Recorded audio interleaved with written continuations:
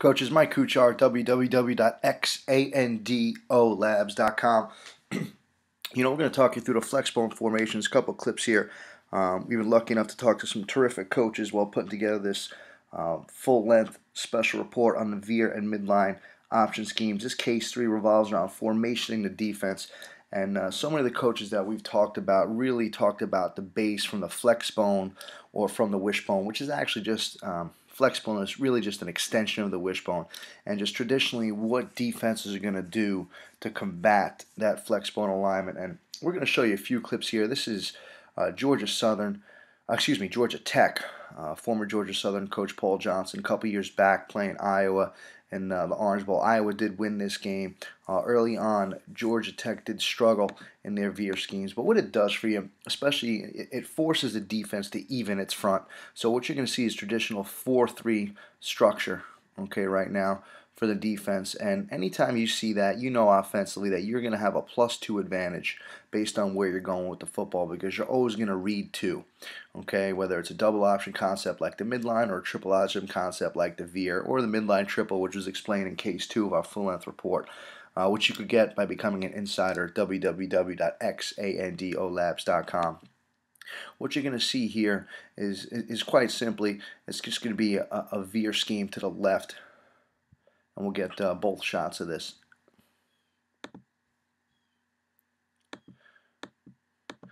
The blocking schemes were all discussed in an earlier case, but really, when you're just talking about numbers, you're going to have a dive read, okay, or handoff key, as some coaches will call it, and a pitch key over here. So you automatically are +2.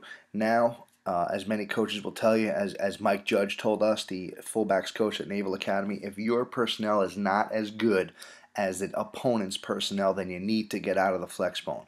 But if it's the same or better, there are situations where you see the pretty good feather technique here by the pitch key. It opens up that D gap for the quarterback. But coach was just talking about if that's the case, then there's been situations where he stayed in 2 formations all game. Another flexbone formation, balls on the hash. Iowa really set their 3 technique to the field side in this game.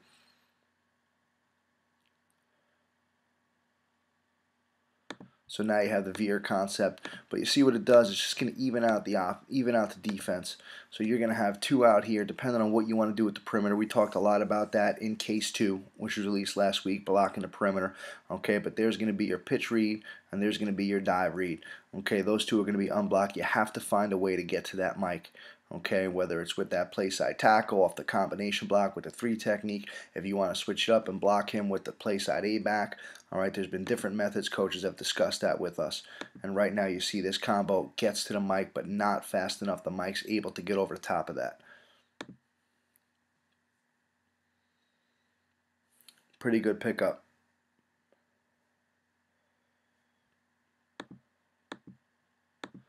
So again, if teams are going to play base, you can stay in a flexbone if you're better than them, or if you are even with them, you're always going to option 2.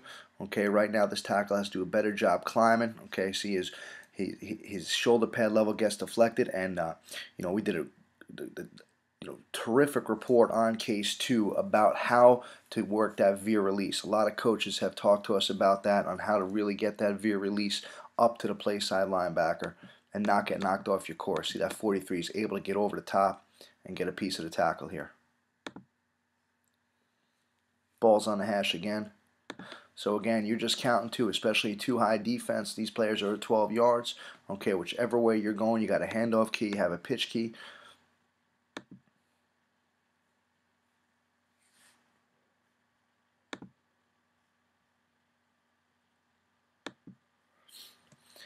Now this is just a pure dive. Okay, so now you got a combo on the nose guard. Okay, you got a fan block on the 5 technique. It's going to B-gap's going to open up. You can zone it, whatever you want to do. I know some option teams prefer to use it just as a change-up.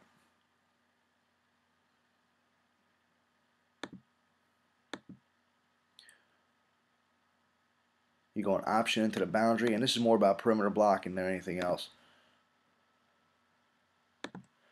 Much better release by the tackle. Again, you're just working 2. There's your dive key. There's your pitch key. They're right next to each other. Quarterback's got it ready to pitch the ball right away if that's the case. quarterback tucks. And one thing that Coach Judd talked to us about, and he's included in his full-length special report that you could get by becoming an insider member, he talked about how he wants to attack the line of scrimmage with the quarterback. He talked about how much the game has evolved now where he's attacking the line of scrimmage downhill, where he wants that pitch player to be about 6 inches behind the ball. That's how tight he wants him to be, and not be so concerned about the arc block on the perimeter. Not try to get around it, okay, as some coaches may teach. Just try to get downhill on the line of scrimmage as quickly as possible. It's a pretty good job, obviously, on a cut block on the perimeter. That's a pretty good play for Georgia Tech. Ball's on the boundary again.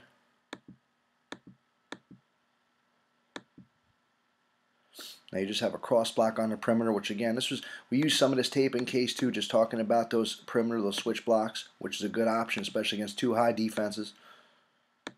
But a decent release, pretty good squeeze by number 94, the defensive end here. But you have an advantage, okay? You have a 2-man advantage. He's going to tackle the fullback like he's been taught to do all week.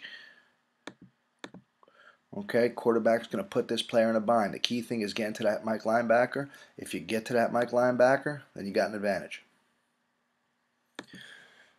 All right, coaches, that's simply the Flexbone. We have a full-length cut-up on the Flexbone from teams like Naval Academy, Air Force Academy, and various high schools around the country, which you could gain access to by becoming an insider at www.xandolabs.com.